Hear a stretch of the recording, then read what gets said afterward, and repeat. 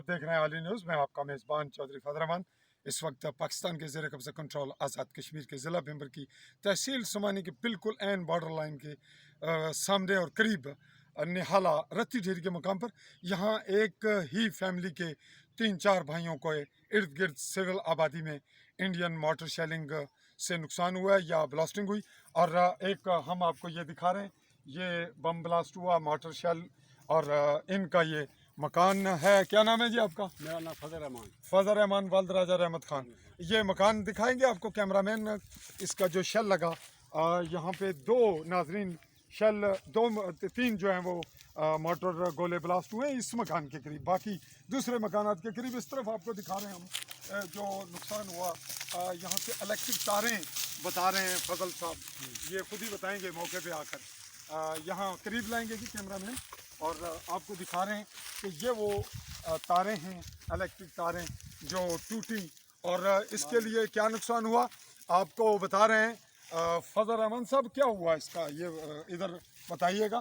यानी तारें टूटी और उसका ये तारें जो है ना, ये मैं बिजली की ये टूटी हुई है। वो मेरे माल में इधर मेरे मकान के साथ बांधा हुआ था। जिस टाइम फायर खड़ा हुआ, खामोशी थोड़ी हुई, तो मैंने टार्च लाकर चेक किया तो ये तारें मेरी 2 गाय थी उनके पीछे पड़ी हुई थी। तो ये बताएं उस वक्त बिजली मौजूद नहीं थी?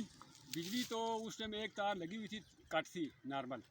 नहीं, अगर वो आपके जानवर पर पड़ती तो इलेक्ट्रिक सप्लाई जारी थी, नुकसान होता। यकीनन नाजरीन नुकसान होता।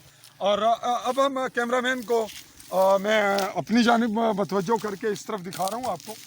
यहाँ पे यहाँ आप देख रहे हैं ये नाजरीन इस वक्त बिल्कुल मेरे बैक साइड पे इस तरह जानिब आएंगे कैमरामैन। नाजरीन मुझे इस वक्त दिक्कत यह है कि कैमरामैन जो है वो मेरे पास अवेल नहीं है, जो थे वो इस वक्त जा चुके हैं। वो बैक साइड पे लास्ट जो आपको जूम करके शायद दिखाने की कोशिश करेगा कैमरामैन, जूम करके दिखाएं। जो आखिरी पहाड़ी है वो इंडियन नाजरीन आर्मी के कब्ज़े में है और फरंदा के बिल्कुल खोड़ी ये कहलाती है, ये पोस्ट है। और इस तरह से सिविल आबादी मॉर्टर शेलिंग से बड़ी बुरी तरह मुतासर हुई है। एक ही फैमिली के, एक ही बाप के 3-4 बेटे हैं जिनके इर्द गिर्द ये मकानात और उनके बाइक, इलेक्ट्रिक तारें, उनके दरवाजे ये मुतासर हुए। और शाम का वक्त था, शायद इस वजह से लोग किसी बड़े हादसे से बच गए। और रात तक ये कितनी देर शेलिंग रही जी? घंटा 1.5-2 तकरीबन कोई 1.5 घंटा रही। 1.5 घंटा शेलिंग रही। नाजरीन मैं इसी रिपोर्ट के साथ